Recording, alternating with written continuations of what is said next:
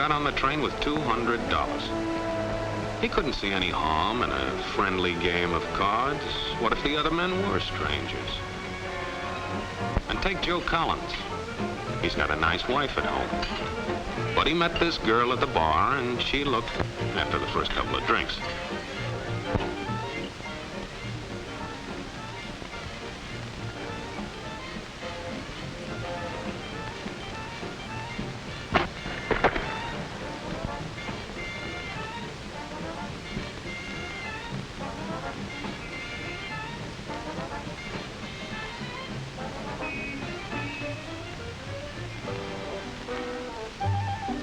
There's a good old-fashioned word for people like us. We call them suckers. And there are other people. People who stay up nights figuring out how to take away what they've got. There are all kinds of games. Mike here, for instance. He's got everything in me. He's young, he's healthy, got a job. And he's got plenty of food. Big factories to make things a man can use. Big cities to do the business of a big company. And people, lots of people. Enough to work the farm and build the factories, dig the mines, run the business. All kinds of people. People from different countries with different religions, different colored skins. Free people. They can live together and work together and build America together because they're free. Free to vote, to say what they please, go to their own churches, to pick their own jobs. Yeah, Mike's got something, all right. He's got America. But there are guys who stay up nights figuring out how to take that away from him. I happen to know the facts. Now, friends, I'm just an average American. But I'm an American. And some of the things I see in this country of ours make my blood boil. I see people with foreign money. I see Negroes holding jobs that belong to me and you. Now, I ask you, if we allow this thing to go on, what's going to become of us real Americans? I've heard this kind of talk before, but I never expected to hear it in America. This fellow seems to know what he's talking about. What are we real Americans going to do about it? You'll find it right here in this little pamphlet. The truth about Negroes and foreigners. The truth about the Catholic Church. Do you believe in that kind of talk? I don't know, makes pretty good sense to me. And I tell you, friends, we'll never be able to call this country our own until it's a country without. Without what? Yeah, without what? Without Negroes. Without alien foreigners. Without Catholics. Without Freemasons. You know these people. What's wrong with the Masons? I'm a Mason. Hey, that fellow's talking about me. And that makes a difference, doesn't it? These are your enemies. These are the people who are trying to take over our country. Now you know them. You know what they stand for. And it's up to you and me to fight them. Fight them and destroy them before they destroy us. Thank you.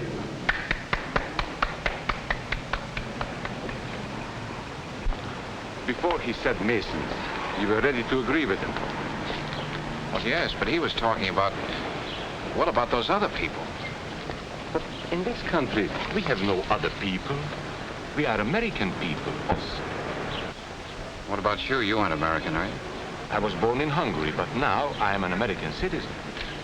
And I have seen what this kind of talk can do. I saw it in Berlin. What were you doing there? I was a professor at the university. I heard the same words we have heard today. But I was a fool then. I thought Nazis were crazy people, stupid fanatics. But unfortunately, it was not so. You see, they knew that they were not strong enough to conquer a unified country. So they split Germany into small groups. They used prejudice as a practical weapon to cripple the nation. Of course, that was not easy to do. They had to work hard to do it. You see, we human beings are not born with prejudices. Always they are made for us, made by someone who wants something. Remember that when you hear this kind of talk. Somebody's going to get something out of it, and it isn't going to be you. This is not classroom theory. I saw it happen. I saw it first in Berlin in 1932. 5 young men that I knew were standing in the crowd listening to the Nazi speaker. Eric was a Catholic. Anton, a student of mine, was a Jew. Heinrich owned a small hardware store. Karl was a farmer. And Hans was an unemployed metal worker. To all Bavarian Germans, I say it is time you inherited the nation which rightfully belongs to you. To you alone belongs the glorious destiny of the greater Germany. The Nazi Party will provide land for the farmer, work for the worker, and profits for the small businessman. Who is getting these things now? The Jew. The Jew who has stolen our nation and our birthright. Who makes all the money and takes all our jobs? The Jew! He must be shunned. He must be ostracized. He must be eliminated. And the Catholics. We don't want our great nation run by a foreign church. We Germans will know what to do with these people when the time comes. They and their faith must be destroyed. Then there are the Freemasons. In Germany, we have no place for secret societies. There will be only one society, and that is the Nazi Party. There will be no secrecy about that in the new Greater Germany. One by one, he attacked each minority and he split them off one from the other. These men were all fellow Germans when they came here today. Now they were split into rival groups, suspicious of each other, hating each other. They were being swindled, all of them. But the man who was really being fooled was Hans. He was pure German, according to Nazi standards. To him they promised everything, and he fell for it. That's how Hans became a Superman. They gave him a uniform and they pumped up his ego. He wasn't just a little fellow out of work anymore. He was a member of the master race. Hans and thousands of others like him, all playing a sucker's game.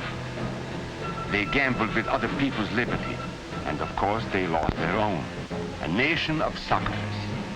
Hitler needed these people. There was lots of work to be done. There were trade unions to be smashed, because unions were organized and might offer resistance. There were many political parties in Germany. These the Nazis destroyed. They were determined to smash every organization where people might band together and resist them. There were Jews to be beaten and killed. The Jews were not powerful, but they were a convenient excuse for all the nation's ills. And besides, a Nazi party member could not take over this man's store. Hundreds of Catholics were put in jail because the Catholic Church had strength and could resist the Nazi drive for power. They had split the nation into 100 pieces, and then one by one, they had destroyed the pieces. Over these broken pieces, the Nazis rode into power. One party, one nation, one religion. These men had won their struggle for power. They now ruled all of Germany. But still they had trouble with their oldest and most persistent enemy, the truth. They found that truth does not die easily, and so they decided to abolish truth. One great source of truth is literature, so they burned books, 20 million of them. Many great men in Germany who were spokesmen for truth were jailed or driven from their country. Teachers, writers, scientists. Education was discouraged. In 5 years, college attendance dropped 53%. It was forbidden to listen to a British radio program or read an American newspaper. In Nazi Germany, you had to get your information from Dr. Goebbels. He knew what was best for you. The church was one force in Germany still strong enough to proclaim the truth in public. This Catholic priest was arrested the following day on charges of immorality.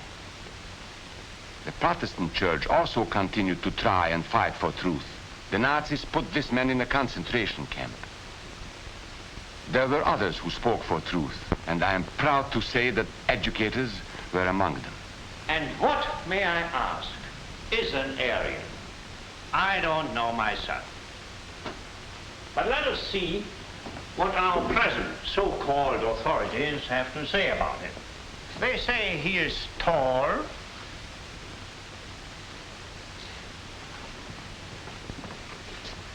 slender,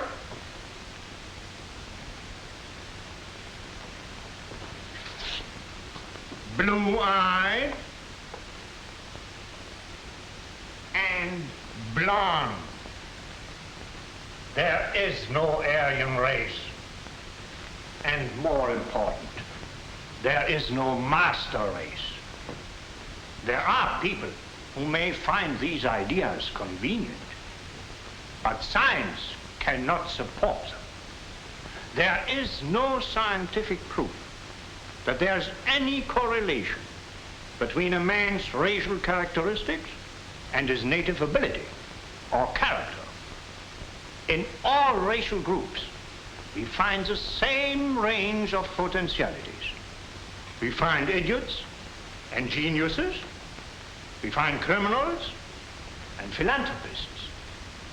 We must judge each man as an individual and not by the color of his skin or his eyes or by the length of his nose.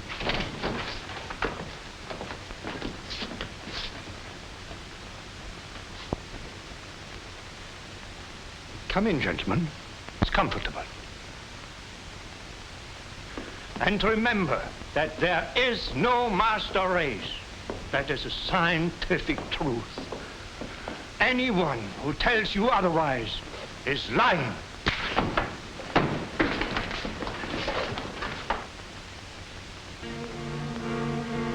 And so for all practical purposes, truth had been abolished in Germany. A lot of my German friends wondered what had hit them. How did it happen? Where did it start? It started right here. And this was where it could have been stopped. If those people had stood together, if they had protected each other, they could have resisted the Nazi threat. Together they would have been strong. But once they allowed themselves to be split apart, they were helpless. When that first minority lost out, everybody lost out. They made the mistake of gambling with other people's freedom. Now let's see how those bets paid off. Karl the farmer was gambling on a better life for himself. What he got was extra hours of back-breaking work, as much as 100 hours a week. He was forced to stay on his land and produce what he was told to produce, because now Hitler was preparing for war. For Heinrich, who owned a hardware store, the bet didn't pay off either. 104,000 small businesses were closed in 2 years. And for Hans, conditions hadn't improved any. He had a job now in the munitions factory, but he worked long hours for little pay. The working conditions grew increasingly bad. And even though he didn't like the job, he wasn't permitted to leave it. And when Hitler decided the time was right, Germany went to war. Not by declaring war, but by a carefully prepared sneak attack. Once again, Hitler needed Hans to do his dirty work. Hans was an expert at brutality this time, and Hitler had decided to use Hans and his brutality against other peoples, the Czechs, the Poles, the French, the Russians. But in the crucial test of war, Hitler's race theories didn't pay off. His pure-blooded supermen were defeated by the mongrel armies he despised. By the British at El Alamein.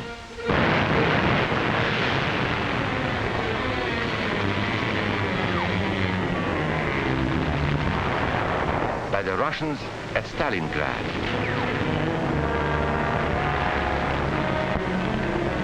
Then on D-Day by American soldiers of every color and religion, who smashed across the Normandy beaches and drove on through to the heart of Germany. For the misguided Germans who had swallowed the Nazi bait, the Nazi game did not pay off. The continent of Europe was strewn with millions of German bodies, pure Aryan bodies. Karl, the farmer, was left in the snow outside of Moscow. Heinrich stayed in Italy at Salerno. And Hans, who was going to rule the world, got only a little patch of Normandy that he could call his own. We must never let that happen to us or to our country. We must never let ourselves be divided by race or color or religion, because in this country we all belong to minority groups. I was born in Hungary. You are a Mason. These are minorities. And then you belong to other minority groups too. You are a farmer. You have blue eyes. You go to the Methodist Church. Your right to belong to these minorities is a precious thing. You have a right to be what you are and say what you think, because here we have personal freedom. We have liberty. And these are not just fancy words. This is a practical and priceless way of living. But we must work at it. We must guard everyone's liberty, or we can lose our own. If we allow any minority to lose its freedom by persecution or by prejudice, we are threatening our own freedom. And this is not simply an ideal. This is good, hard common sense. You see, here in America is not a question whether we tolerate minorities. America is minorities. And that means you and me.